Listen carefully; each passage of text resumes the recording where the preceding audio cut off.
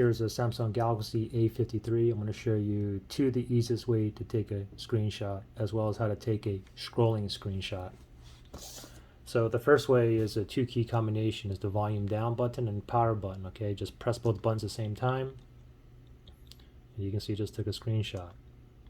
Okay, of course you can go ahead and edit down here as well if you wish, or you can just not do anything, and then every time you take a screenshot, it's going to get saved automatically into your Galleries app. So if I tap on Galleries, and then once you're here, what you can do is just tap on Albums, and then I have two folders here. Okay, so I have my camera folder, that's my all my videos and my pictures I've taken, and then I have a new folder called Screenshots here. Okay, so that last screenshot, you can see that last few we just took right here. Okay, oops.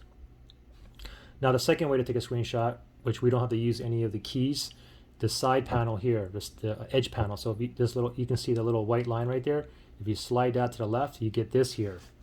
Now tap down here, see our little settings. Oops, it disappeared. Let me go back. Pop that in the little settings gear icon right there. Tap on that, and then from here we can go ahead and tap on task right there. Now we slide down the edge panel to the left, slide it over again, and there's take screenshot. Just tap on that, and boom. Okay.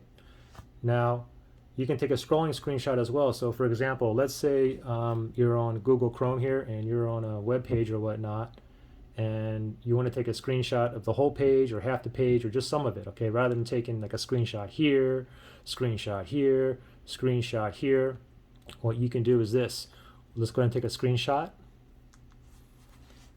and then we see a little down arrow. We can tap on that, and then we tap it again, and you can see how big it is, the screenshot is now. Okay, we can go one more. We can go all the way down. Let's just stop right there. Okay, so we can stop right there, and again, it gets saved directly into your gallery, Photos gallery. So I'll tap on that right there, and that last screenshot I just took was right here, and you can see how big this screenshot is right there. All right, pretty simple.